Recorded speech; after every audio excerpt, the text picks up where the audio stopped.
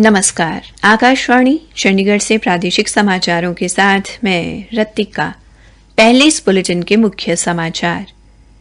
केंद्रीय कृषि मंत्री नरेंद्र सिंह तोमर ने कहा कि सरकार सभी के लिए भोजन और पोषण सुनिश्चित करने के लिए वचनबद्ध है। केंद्रीय स्वास्थ्य मंत्री डॉ मनसुख मांडविया ने कहा कि प्रधानमंत्री नरेंद्र मोदी के नेतृत्व में सरकार द्वारा वित्तपोषित बीमा में उल्लेखनीय वृद्धि हुई है। हरियाणा में खरीफ फसलों की खरीद 1 अक्टूबर से शुरू होगी और हरियाणा के मुख्यमंत्री मनोहर लाल ने सिरसा में मछली पालकों के लिए जांच प्रयोगशाला और भिवानी जिले के गरवा गांव में एक्वा पार्क बनाने की घोषणा की। अब समाचार विस्तार से। केंद्रीय कृषि मंत्री नरेंद्र सिंह तोमर ने कहा कि सरकार सभी के लिए भोजन और पोषण सुनिश्चित करने के लिए प्रतिबद्ध है। श्री तोमर आज नई दिल्ली में खाद्य एवं कृषि के लिए वनस्पति अनुवंशिक संसाधनों की अंतर्राष्ट्रीय संधि के शासकीय निकाय के 9वें सत्र को संबोधित कर रहे थे। उन्होंने कहा कि इस संधि का मुख्य उद्देश्य फसल विविधीकरण में किसानों और स्थानीय समुदाय की पहचान करना है। इस अवसर पर श्री तोमर ने खाद्य सुरक्षा सुनिश्चित करने में किसानों के योगदान का उल्लेख भी किया। हमारे संवाददाता ने बताया कि इस 6 दिवसीय कार्यक्रम में कई देशों के प्रमुख वैज्ञानिक, विशेषज्ञ एवं प्रतिनिधि हिस्सा ले रहे हैं। इस दौरान वे जलवायु के अनुकूल फसल की किस्में विकसित करने पर विचार विमर्श तथा वनस्पति के अनुवंशिक संसाधनों पर वैज्ञानिक जानकारी के आदान प्रदान, फसलों की पैदावार बढ़ाने के लिए रोडमैप तैयार करने पर भी चर्चा करेंगे। केंद्रीय स्वास्थ्य मंत्री डॉ मनसुख मांडविया ने कहा कि प्रधानमंत्री नरेंद्र मोदी के नेतृत्व में सरकार द्वारा वित्त पोषित स्वास्थ्य बीमा में उल्लेखनीय वृद्धि हुई है। एक ट्वीट में श्री मांडविया ने कहा कि राष्ट्रीय स्वास्थ्य लेखानुमानों से पता चला है कि वर्ष 2013-14 के बाद से सरकार द्वारा वित्त पोषित स्वास्थ्य बीमा खर्च में 167% की वृद्धि हुई है। स्वास्थ्य मंत्री ने कहा कि सरकार सभी के लिए स्वास्थ्य बीमा सुनिश्चित करने पर काम कर रही है। वर्ष 2013-14 में स्वास्थ्य बीमा खर्च 4,757 करोड़ रुपए था, जो अब बढ़कर वर्ष 2018-19 में 12,680 करोड़ रुपए हो गया है। हरियाणा में खरीफ फसलों की खरीद 1 अक्टूबर से शुरू होगी। फसलों की खरीद के लिए प्रदेश में 100 से अधिक मंडियों की व्यवस्था की गई है। मुख्य सचिव संजीव कौशल ने अधिकारियों को विपणन सीजन 2022-23 के दौरान खरीफ फसलों की खरीद के लिए पर्याप्त व्यवस्था सुनिश्चित करने के निर्देश दिए हैं, ताकि किसानों को अपनी फसल बेचने में कोई परेशानी न हो। एक सरकारी प्रवक्ता ने बताया कि मूंग की खरीद 1 अक्टूबर से 15 नवंबर तक की जाएगी। मूंगफली की खरीद 1 नवंबर से 31 दिसंबर तक और अरहर, उड़द व तिल की खरीद 1 दिसंबर से 31 दिसंबर तक की जाएगी। प्रवक्ता ने बताया कि खरीफ फसलों की खरीद केंद्र सरकार द्वारा घोषित न्यूनतम समर्थन मूल्य पर ही की जाएगी। उन्होंने बताया कि इन खरीफ फसलों की खरीद हरियाणा राज्य भंडारण निगम और हैफेड के अलावा नेफेड द्वारा भी की जाएगी। प्रादेशिक समाचार आकाशवाणी चंडीगढ़ से प्रसारित किए जा रहे हैं। हरियाणा के मुख्यमंत्री मनोहर लाल ने कहा कि प्रधानमंत्री मत्स्य संपदा योजना के तहत केंद्र सरकार से आने वाली सब्सिडी में अगर देरी होती है तो हरियाणा सरकार द्वारा अग्रिम तौर पर सब्सिडी दी जाएगी। इसके अतिरिक्त मुख्यमंत्री ने सिरसा जिले के मछली पालकों के लिए सिरसा में ही मछली पालन से संबंधित जांच प्रयोगशाला स्थापित करने की घोषणा की। मुख्यमंत्री आज सिरसा जिले के चोरमार खेड़ा गांव में आयोजित झींगा पालक किसानों की कार्यशाला में बोल रहे थे। उन्होंने कहा कि इससे झींगा मछली पालकों को रोहतक की प्रयोगशाला में नहीं जाना पड़ेगा। इसके साथ साथ मुख्यमंत्री ने मछली की खरीद व बिक्री के लिए झज्जर गुरुग्राम में से किसी एक जिले में थोक मछली बाजार स्थापित करने की घोषणा भी की। उन्होंने कहा कि इससे किसानों की आर्थिक तरक्की होगी।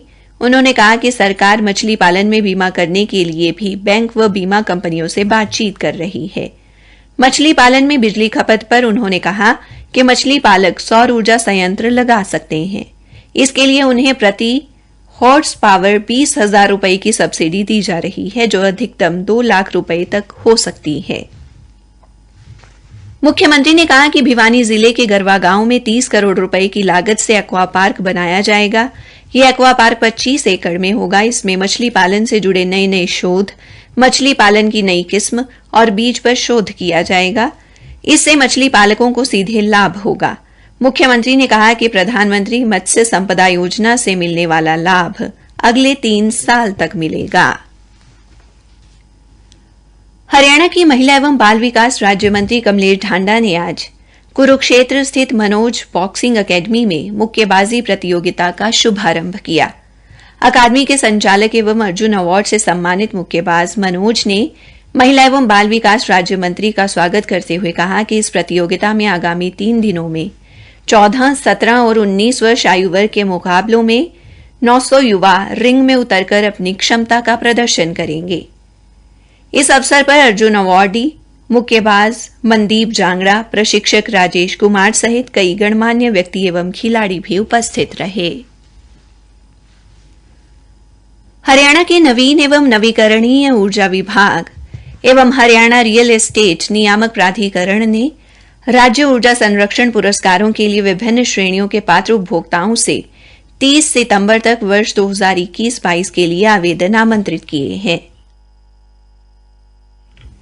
एक सरकारी प्रवक्ता ने बताया कि हरियाणा राज्य में स्थित औद्योगिक, वाणिज्यिक, राजकीय, संस्थागत तथा समूह आवासीय भवनों को ऊर्जा संरक्षण के क्षेत्र में श्रेष्ठ उपाय करने, तकनीक अपनाने और ऊर्जा दक्षता हासिल करने के फलस्वरूप राज्य ऊर्जा संरक्षण पुरस्कारों से अलंकृत किया जाता है। इसके अलावा नवाचार, नई प्रौद्योगिकियां, अनुसंधान एवं विकास परियोजनाएं, जिनमें नवीन प्रचार परियोजनाओं को शामिल किया गया है। ऊर्जा संरक्षण में अनुसंधान एवं नवाचार, ऊर्जा दक्षता, अपशिष्ट से ऊर्जा एवं नवीकरणीय ऊर्जा क्षेत्र, कुशल प्राकृतिक संसाधन प्रबंधन में श्रेष्ठ कार्य करने वाली संस्थाएं भी राज्य ऊर्जा संरक्षण पुरस्कार के लिए आवेदन कर सकती हैं। इन पुरस्कारों में नकद राशि, स्मृति चिन्ह और प्रमाण पत्र प्रदान किए जाते हैं। हरियाणा में आज 1400 स्थानों पर लगभग 6000 लोगों को कोविड रोधी टीका लगाया गया। इनमें 12 वर्ष से अधिक आयु के 3000 लोग शामिल हैं। इसके अलावा 3000 लोगों को बूस्टर खुराक भी दी गई। प्रदेश में अब तक लगभग 4,53,29,000 लोगों को कोविड रोधी टीका लगाया गया है। जींद स्थित चौधरी रणबीर सिंह विश्वविद्यालय के भूगोल विभाग की एमएससी द्वितीय वर्ष की 2 छात्राओं सलिता एवं हिमानी द्वारा डॉक्टर सितेंद्र मलिक के मार्गदर्शन में किए गए शोध भारतीय भू वैज्ञानिक संस्था द्वारा प्रकाशित शोध पत्रिका में प्रकाशन हेतु स्वीकृत किए गए हैं। यह शोध पत्रिका प्रख्यात अंतर्राष्ट्रीय शोध प्रकाशन स्प्रिंगर स्कोपस का एक अंग है। विश्वविद्यालय के कुलपति डॉक्टर रणपाल सिंह ने विद्यार्थियों एवं उनके पर्यवेक्षकों को बधाई देते हुए इसे विश्वविद्यालय के लिए गर्व का विषय बताया है। चौधरी चरण सिंह हरियाणा कृषि विश्वविद्यालय हिसार के कृषि विज्ञान केंद्र दामला द्वारा आज खंड जगाधरी के गांव फतेहपुर में फसल अवशेष प्रबंधन विषय पर जागरूकता कार्यक्रम का आयोजन किया गया।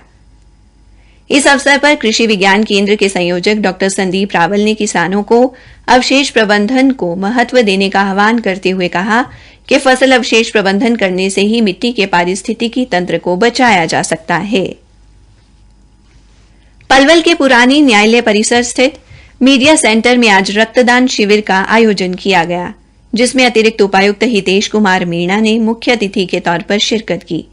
इस शिविर का आयोजन rotary club Palwal, Sanskar, Sanjeev Mangla foundation, lions club Palwal और diamond and journalist welfare association द्वारा किया गया। रक्तदान शिविर में 45 यूनिट रक्त एकत्रित किया गया।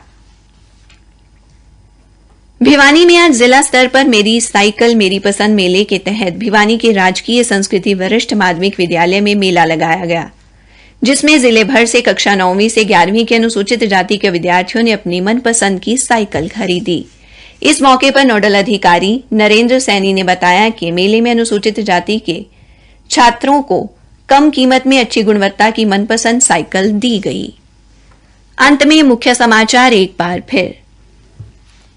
केंद्रीय कृषि मंत्री नरेंद्र सिंह तोमर ने कहा कि सरकार सभी के लिए भोजन और पोषण सुनिश्चित करने के लिए वचनबद्ध है।